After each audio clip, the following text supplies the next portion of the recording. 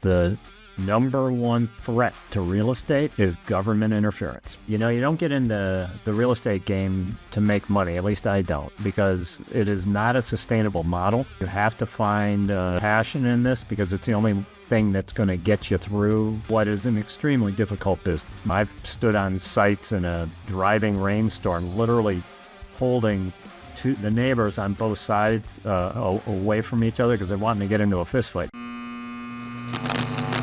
Hey there, and welcome to another episode of the Jack Bosch Show, where we talk about all things finance, real estate, and entrepreneurship. And my guest today is Mark Shuler, who is a treasure trove of information and wisdom and knowledge on multifamily entrepreneurship. And also, he's an architect. So we're going to have a unique view into real estate from an architect's point of view. So, Mark, welcome to the show. Thanks for having me. Awesome.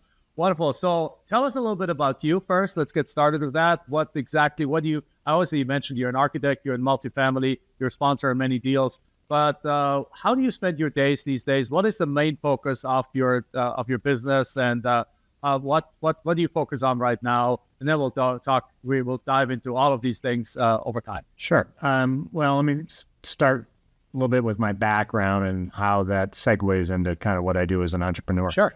I've been a practicing architect for almost 40 years now. Just have done hundreds and hundreds of projects. I've been a housing guy forever. Started out in my application architecture school was about affordable housing, if you can believe that. And 40 years later, here I am, an affordable housing developer. It's just and the affordable housing crisis hasn't gotten easier since then. It has not. It definitely. I get up every day and drink from a fire hose. You know, it's a challenging business, but you know, I was just listening to one of my other podcasts today. Got a copy of it finally from the host 3 years later, and was listening to kind of my commentary in there, and you know, I made the comment in that podcast that, you know, you don't get into the real estate game to make money, at least I don't, because it is not a sustainable model. You have to find passion in this because it's the only thing that's going to get you through what is an extremely difficult business. Most people, they get into real estate and, you know, they're all doughy-eyed and thinking they're going to make all this money, and they don't realize that this is just a grind. It is a very tough business that, you know, anything can happen at any given minute of the day, and you just got to be on an A game all the time to kind of address these things that pop up. And if you don't have the passion to do this, it's not a sustainable business model. That's just pure and simple. I've seen people get in and get out really quickly because, you know, the burnout rate is really high. So for me, I'm sorry?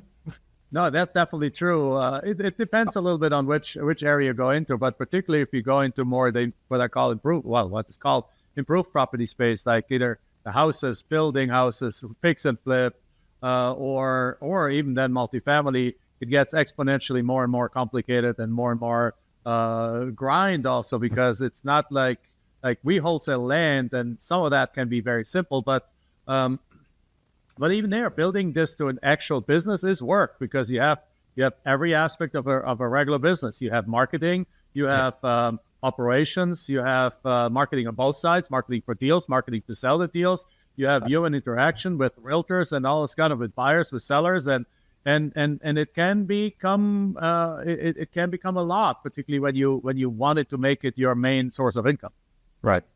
Yeah. And I would say it's not just the value add game. I mean, I just got off the phone with a contractor who called me out of the blue, wants me to do a $7 million house with him, and had another architect that it's just beyond his skill sets.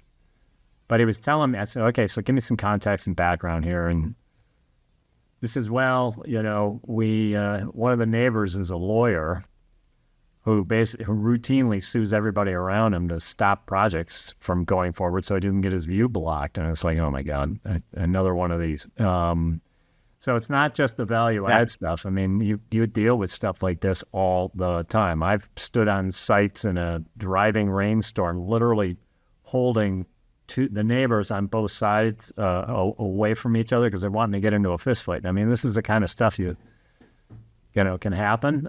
You just got to be hardwired to do it, I guess is the point. I still enjoy the game.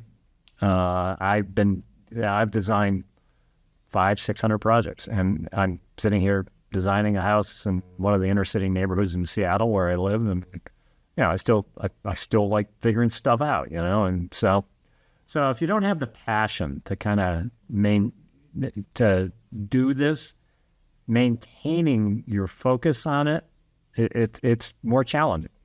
That's just common sense. So I was fortunate in life. I found something I like to do, and I still do it. I'm just kind of I'm lucky. I'm a lucky guy. So let's go into that from a passion point of view. I'm 100% agree with you. I started as a immigrant to this country. I started in order to get my green card. I took the one job that was offering me the visa process to eventually get a green card, which was a software consultant. I hate software consultancy. That's not what I went to school for. But I had a little bit of experience in that because I worked as a college student in Germany in that area. So that helped me get that job. That job got me to the green card.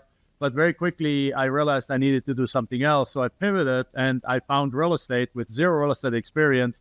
And just like you, I found the love of my life, other than my wife, of course, which I also found here in the U.S., and that is real estate. So I'll be doing real estate to the end of my days. But and with it comes, though, some really harrowing experiences over time, particularly once we started going into the multifamily, with multifamily properties being hit by hurricanes and the insurance is not paying and things like that, where you have sleepless nights and so on and so forth. How do you overcome those and still have a passion for the game? I'm just smiling. I have gone through all of this. And anybody who's been in the game for a minute, just to digress for a second, you pull your shirt off and you've got nothing but scars, right? So I agree. How do I do it? I think, first of all, you are either an entrepreneur or you're not. Mm-hmm. So I am to my core an entrepreneur. In addition to real estate and architecture, I've got a business I'm building in Phoenix right now, which is a string of indoor golf simulators. I'm going to build 10 or 12 of those down in the Phoenix Valley. I've got... That's where I live. I got to go check them out. We've got one in Peoria that's open. Okay. We've got one in Surprise that's almost open. We've got one in Happy Valley. Got one going up in Goodyear. We're going to be covering all over the West Valley there. And, very nice. It's a lot of fun. I never thought I'd be getting into this line of work, but someone brought me the opportunity. I underwrote it. And, guy like me, people ask, why do you get in that business? Well, and how do you know how to do it?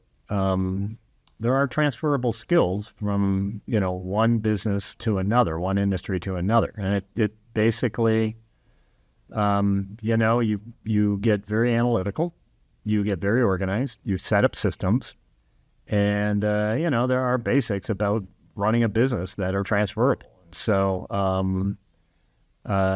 plus this one had a lot fewer moving parts and headaches than real estate does. So I was like, I'm okay, something easy, and even then it's been a grind. So, getting back to multifamily, we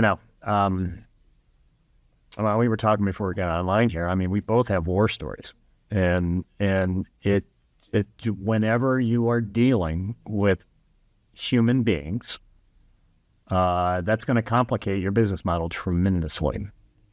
I've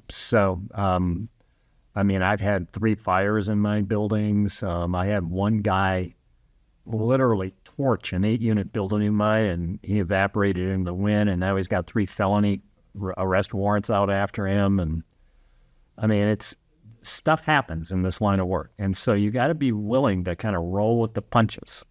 And I just am always really candid with people. It's like, you've just got to want to do this and want to get up in the day, dust your knees off, and get back to work. So it beats having a job. It's still better than having a job. It's still better than having a job. I do agree with that. You know, the way I've tried to rationalize this, because being an entrepreneur has obviously one of the benefits is that once you win, you can win big. And when you win big, it's a beautiful day, and you can make in one deal sometimes more than many people make in a lifetime. So that is absolutely one key aspect of it. So you can make money with it. So that's one benefit. But the pain, and I think Elizabeth, I forgot the lady that she wrote a book, like I forgot the name of the book and the name of the author, but an author of like a famous book said something like that: between the beginning and the end, there's always a SHIT sandwich. I don't want to be using negative words here, but a shit sandwich that you need to willing to go through. And between anything, if you want to ride the bicycle, you're going to fall down, you're going to scrape up your knees a few times. That's the sandwich in this case. If you want to build a $1 billion company, there's going to be a lot of days and nights and things that you don't want to be there. That's the sandwich you need. So the question is, are you willing to eat the sandwich? And how big is the sandwich in the middle in order to get to the end? What I realized, though, is that those sandwiches, and the way I rationalize it to myself, is that no matter how big the sandwich is, I always come out on the other side having grown a lot. There you go. Having grown. And so I'm trying to associate the growth with the excitement to it. So even if I grow by learning and by losing money on some of the deals, like not on land, I very rarely lost money. And if I have, it's like $1,000 or $2,000 on some of the deals that we've done.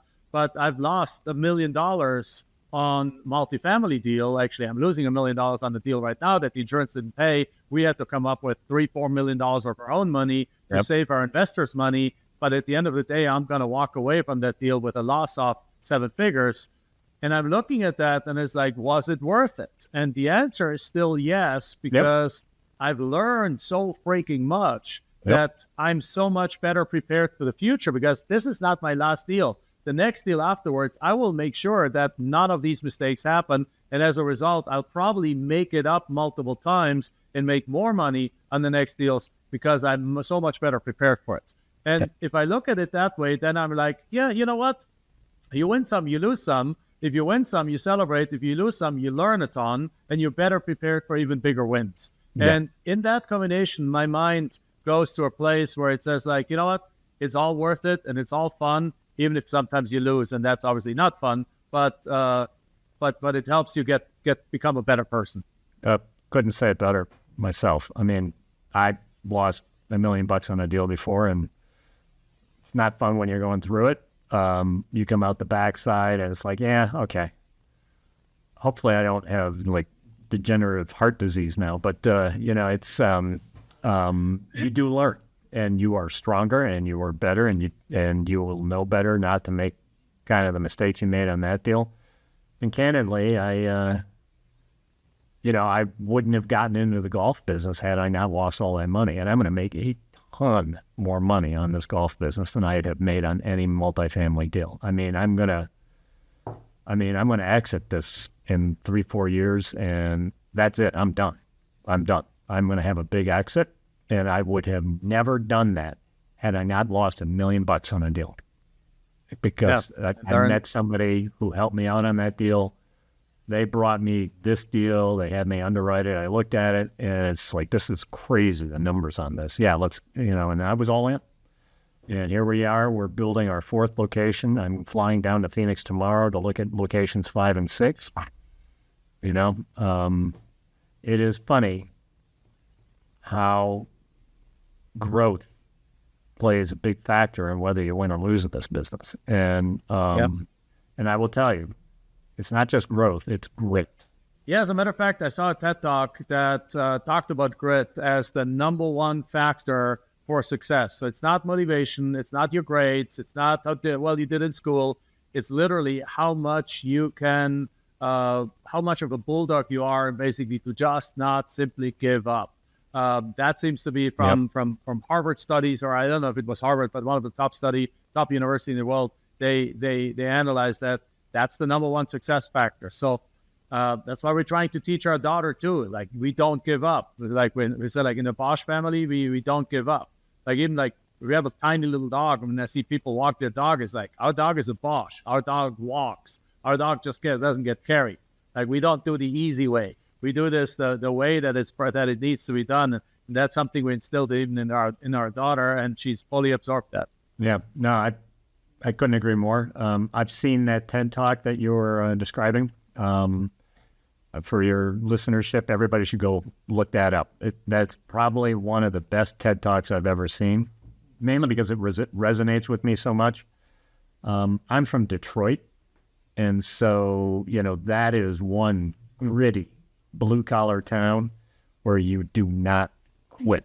And I definitely have that embodied in my DNA, and it's, I think it hasn't, and it's propelled me my entire life. You look back on your life and you kind of wonder why you chose this path, other people chose a different path, and why you are where you are. And I know for me, I just never quit. I've never quit at anything in my life. And it got me through, grade school, high school. I got into, University of Michigan, a very elite university. I got architecture school there, which is probably one of the toughest undergraduate degrees you can get, and then I started practicing. I've been doing what I've been doing forever. And, it's as you said, it's not schooling. It's not, any advantages in life. It doesn't even really have that much to do with intellect. Yeah. It really has everything to do with the fiber of your being.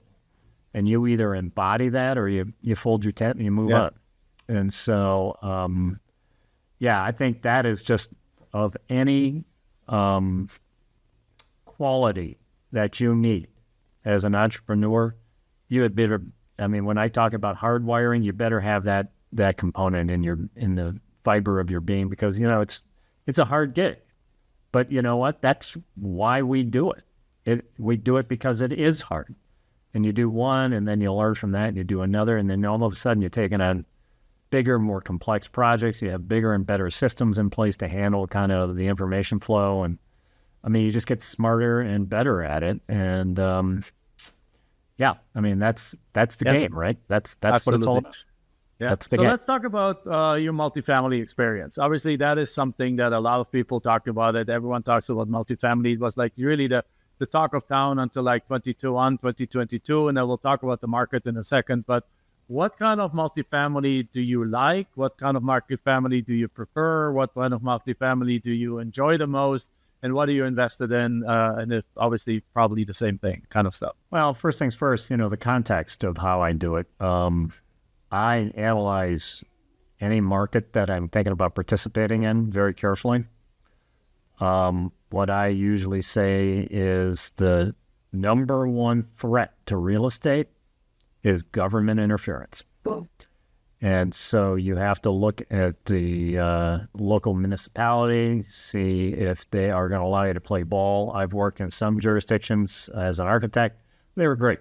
And I've worked in others where they just were doing everything they could to torpedo the project. And, in municipalities, they get a gestalt or a mindset, and it's just how they operate. So that's the first thing I look at.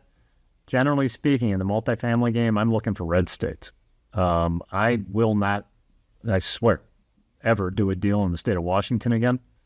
And certainly not in the city of Seattle, which is the bluest of the blue, and where government here has no understanding on the limits of how far they'll reach into a project and, blow it up.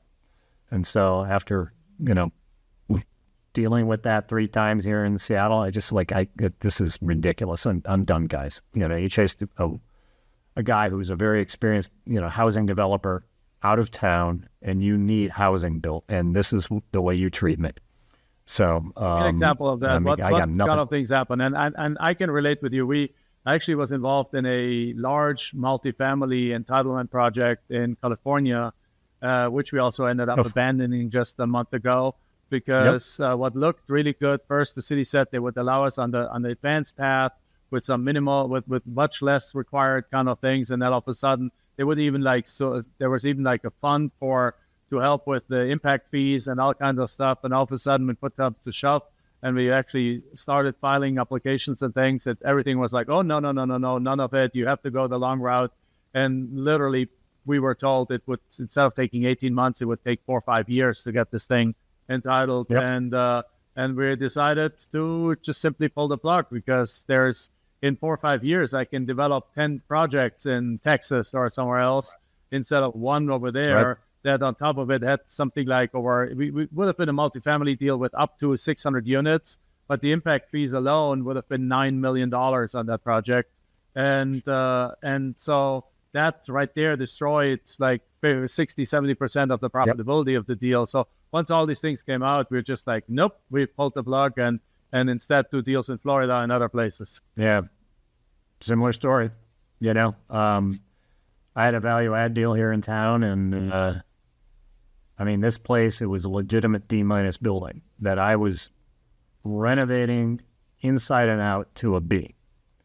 And I mean, in a driving rainstorm, had to put a roof on this building because the roof that was there was just like a sponge. It was just, or a screen door. The water was just coming through and collapsing the ceilings and the units on the upper level. And,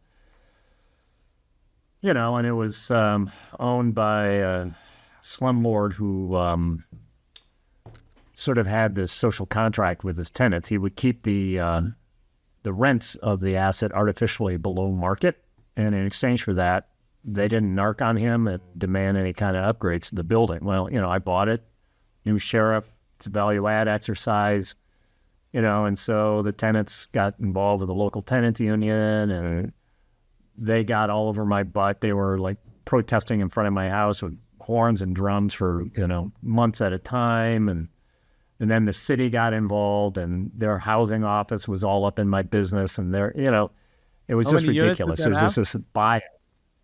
How many units was that? It was a little 40-unit deal, a nice little project. And, but, oh my God, I was absolutely, the mess I had to go through dealing with the city. As that was the last one I did here. It's like, I literally had an inspector from the housing office this close to the face of my asset manager, who was a professional bodybuilder, and he's very level-headed and very logical. And the guy's just screaming at him for no good reason, other than he's got his own agenda and bias. And like, we're like kicking, I don't know, look, it's hard to fathom why people have this framework, but you just learn. Government can torpedo a project. And so that's the first thing you look at is, are you going to be run under the, kicked under the bus, or are you going to actually do business in a, mature way? And so you have to kind of figure out the government. I'm not surprised, entitling a project in California takes 5 years. After the fires in LA, what was the first thing Gavin Newsom said? And he said, we're going to cut the entitlement process to get these pumped out real fast. And I'm just like, bullshit. That is never going to happen. Everything up there in Glendale is going to take 5 years to kind of permit and rebuild. Meanwhile, you've got all this environmental degradation because rains come and wash all that mud off the hillside down into the city. I mean, it's just like, yeah, forget it. So, and I think that's what we're seeing. I haven't followed up on the situation over there, but from what I heard is that people are struggling getting permits to rebuild, and it's taking forever because that's the biggest problem I think with government, in my opinion. Like the top people say something, but the people executing don't change their ways just because the person up on top says something. Or even if they on top put in a new law in place. Yes, it eventually trickles down, but the execution and interpretation of the law is still up to the bureaucrats, and the bureaucrats just overcomplicate freaking everything. And as a result, 20% of the efficiency that's intended actually arrives at the front lines at the end of the day, if there's even an improvement. But most of the situations, they're just over time making things worse and worse and worse and worse. So I was recently involved I was offered to be involved in an affordable housing nationwide play of a company that I think has great ideas. They're very well funded, wonderful business model, everything, but they're struggling with one thing, which is getting land entitled.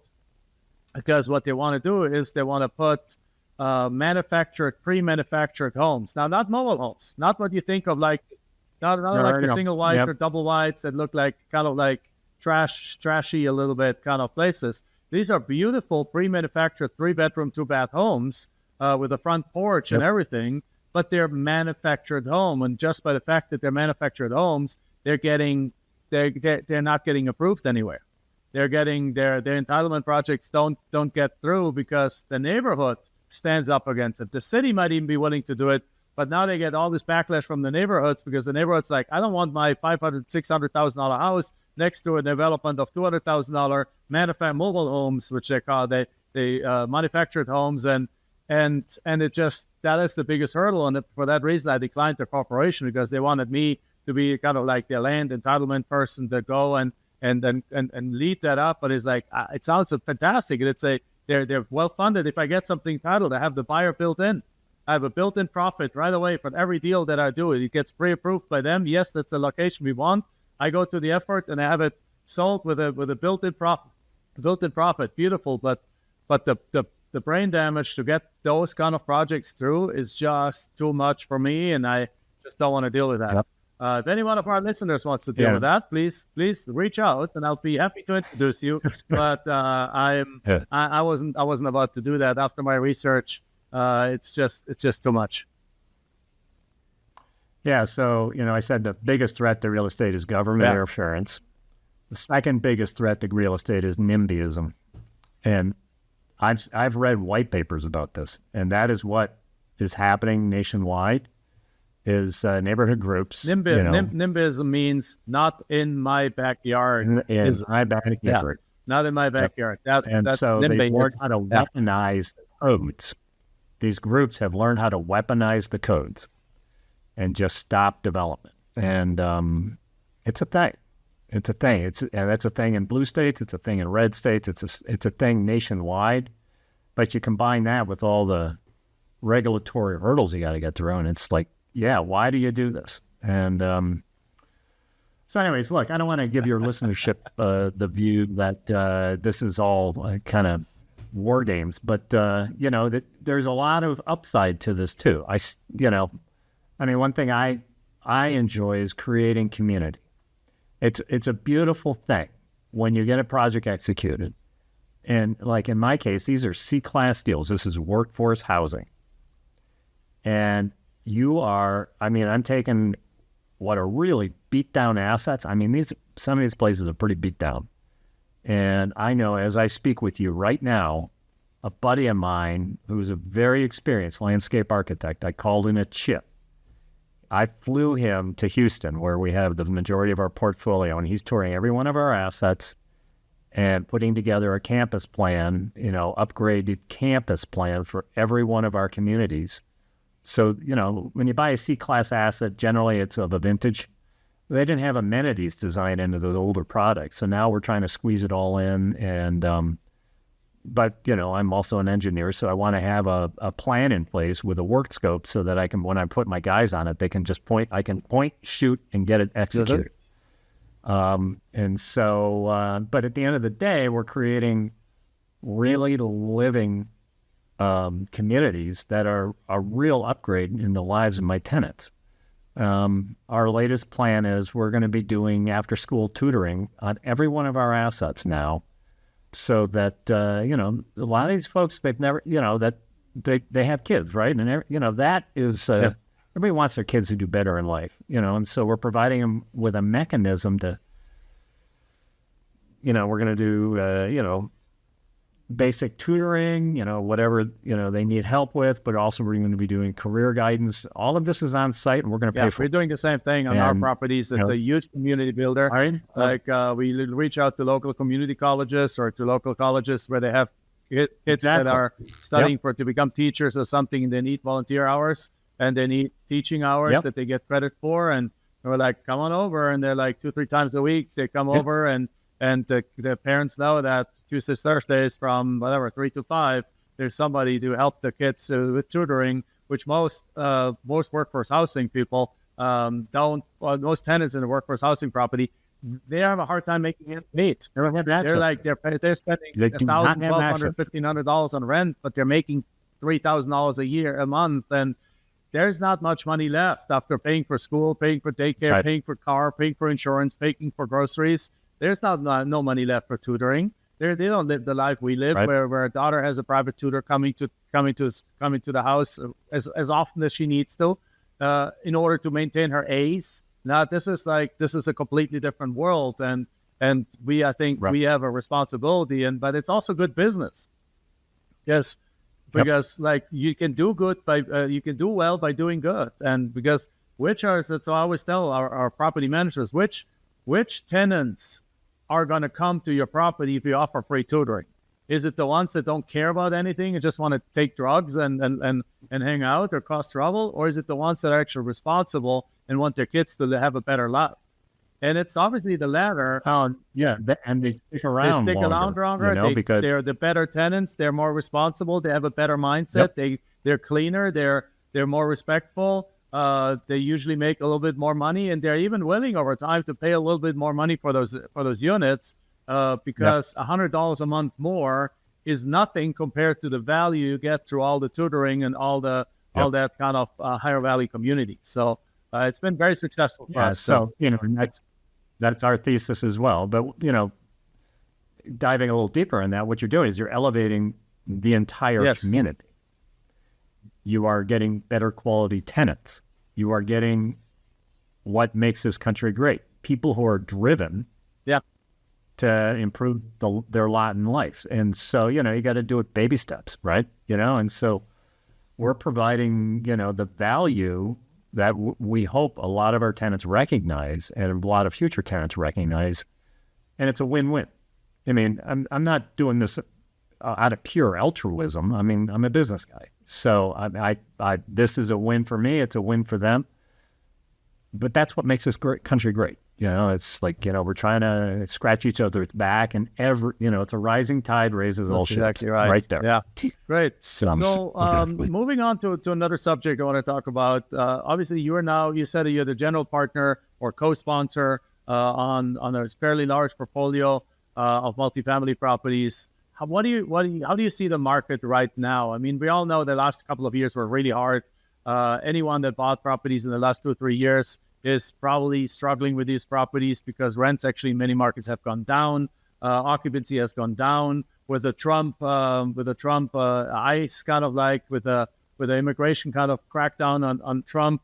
A lot of especially Class C properties have a decent amount of Hispanic tenants. One of my properties in Florida now is 100% occupied, but it was down to 70% when this all hit because while we always did the proper validation of proper ID and everything, the properties around us didn't. So when that happened and ICE came in, a lot of people disappeared from there. Their occupancy dropped to 60%. They lowered the rent a lot.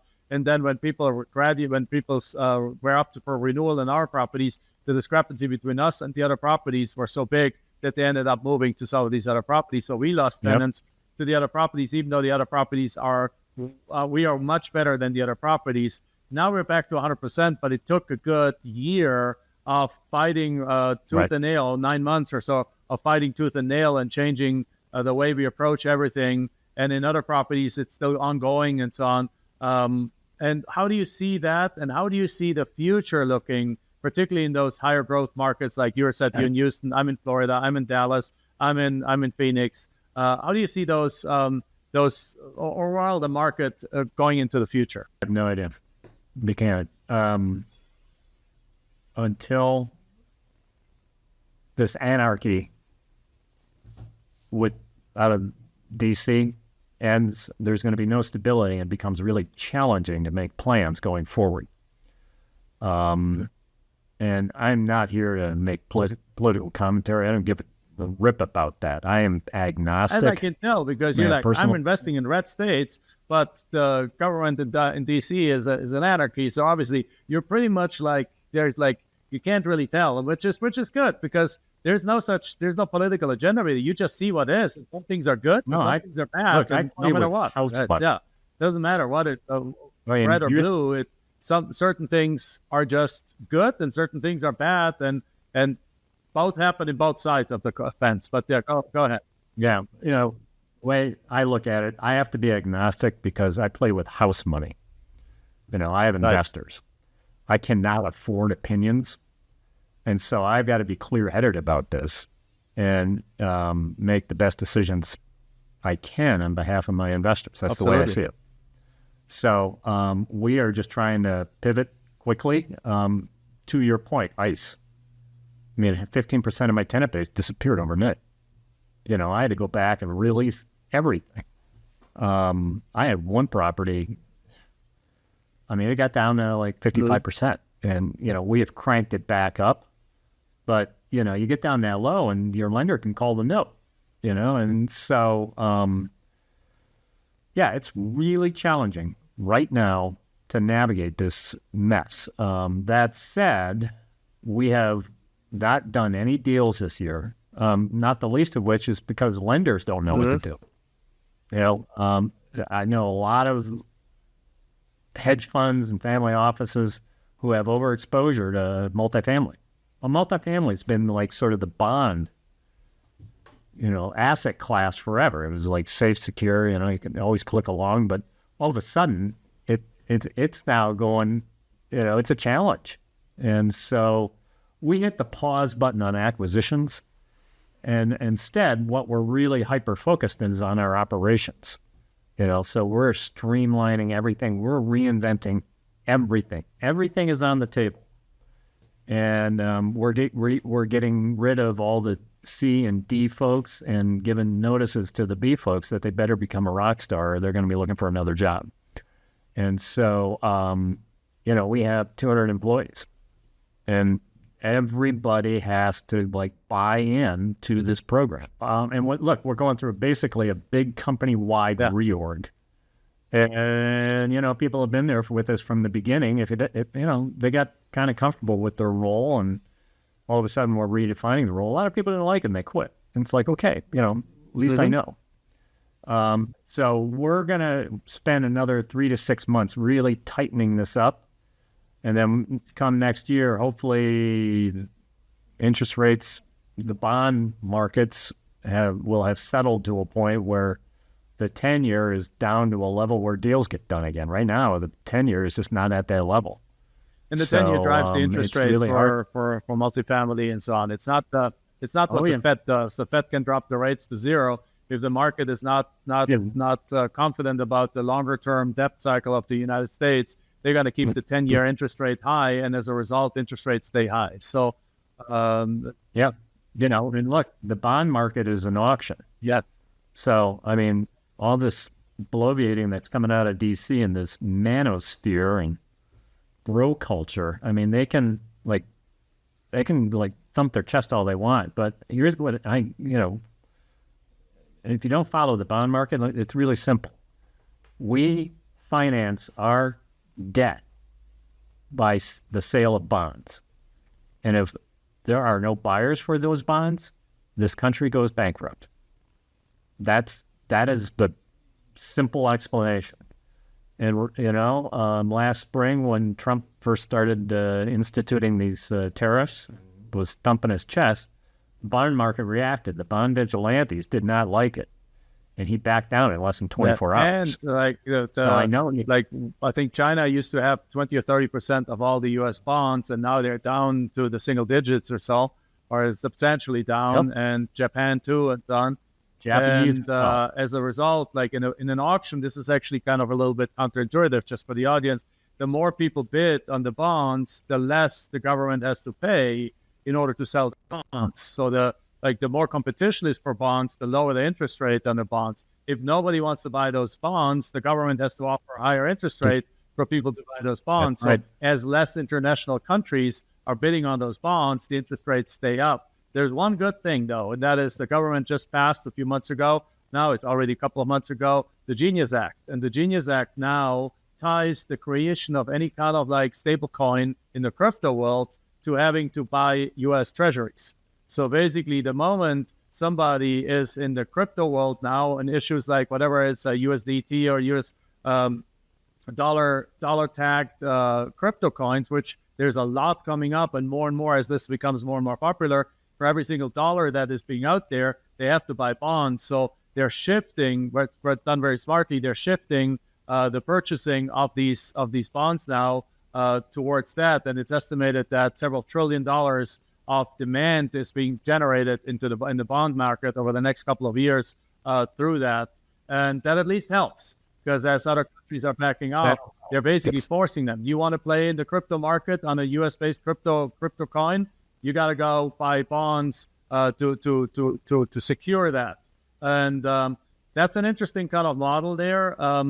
But that will help eventually. But nothing helps better than a booming U.S. economy where people are realizing that the economy outgrows the debt and the U.S. is in a better position. And that's probably going to take a while for that to happen again. Yeah. So look, I didn't know about the Genius, that tie to the Genius Act. And my response is pretty much what you just said. Interesting thesis. We'll see. I think it'll definitely have work something, because as the infrastructure for crypto was finally generated in the U.S., also through the Genius Act, a lot of these crypto things are flowing back into the U.S. where they were created in the first place. They had to be outside of the U.S. because the prior administration would sue anyone that was involved in it. Now they're being repatriated, and by repatriation of that, it now triggers a significant more demand for bonds. But either way, so I joined it. One positive thing on the multifamily side that I see is that the fact that interest rates are high also has put a damper on new construction. Multifamily is always going to bounce back. One thing I monitor religiously is permit activity, building permit activity, and it's fallen off a cliff. And now for a guy like me who's in the value add space, that's great news. Same here. Because in Houston in 23, maybe all the way into 24, we had a record number of units, coming online. The thing about Houston, there's no zoning. So when the metrics line up, all the developers swoop in and start building tens of thousands of units of housing, which Houston needs. But, to your earlier point, that puts more competitive product out in the marketplace, and it filters out throughout all the asset classes, right? That's all been sucked up and absorbed now. I mean, Houston in 2024 delivered 45,000 units of housing. So, or maybe it was 23. I think it was 23. That had to all get absorbed before vacancy rates tightened up and rents started climbing again. And right now, they've pretty much absorbed all that product. And now we're finally, after 2.5 years, starting to see a tightening in the vacancy rates. And woohoo, we might see a 0.1% increase in rents by the end of the year. So that's my outlook too. That I'm in Tampa, I'm in Dallas, Fort Worth area, I'm in the Phoenix area, and in some other markets. Some of the markets, but Phoenix is kind of the hardest market right now because the over construction is just finishing now. Yep.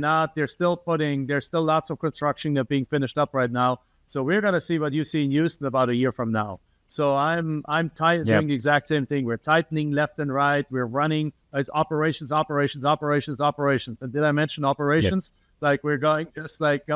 That is all that matters in that space right now, to keep this tight, keep this going through it. And then once we hit 2026, 2027, we should see another spike again, because these are high growth markets. Yep. There's 50 to 100,000 people moving into the Phoenix space every year. There's 100,000 people moving in the DFW space every year. There's people moving to Tampa every year. And so as we go through that, we'll be eventually fine, but it's just a hard kind of market.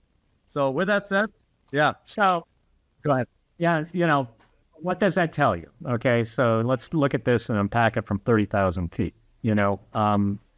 Multifamily, especially, it looks like a sine wave, and we going into 22, 23, we're going up top of the one cycle, and 24, 25, we're down at the bottom.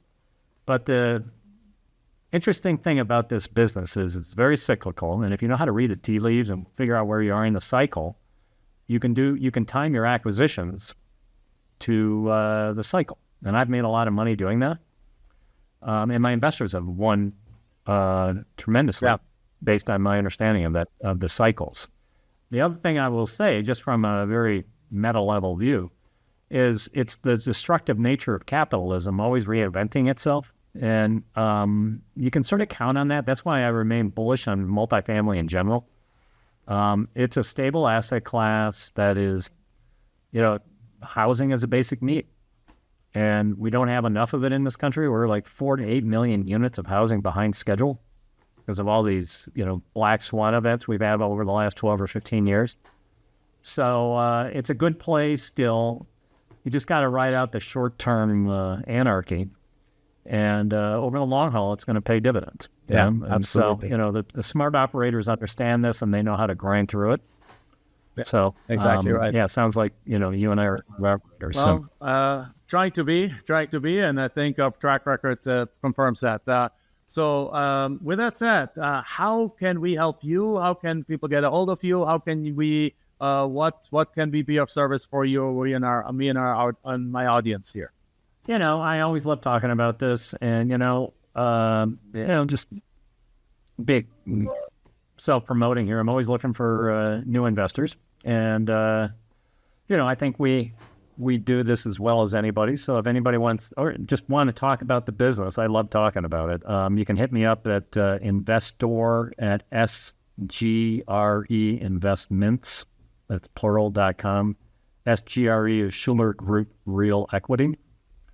Just reach out to me and let's schedule a time to talk.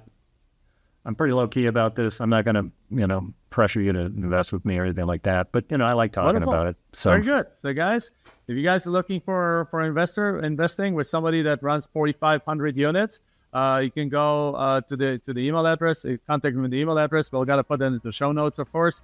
And with that said, that's a wrap. With that said, thank you very much for being on the show, Mark. I really appreciate it. And for everyone, guys, this is it. As always, give us that 5-star review, share it with your friends, and be ready for the next episode. And that's it. Thank you. Bye-bye.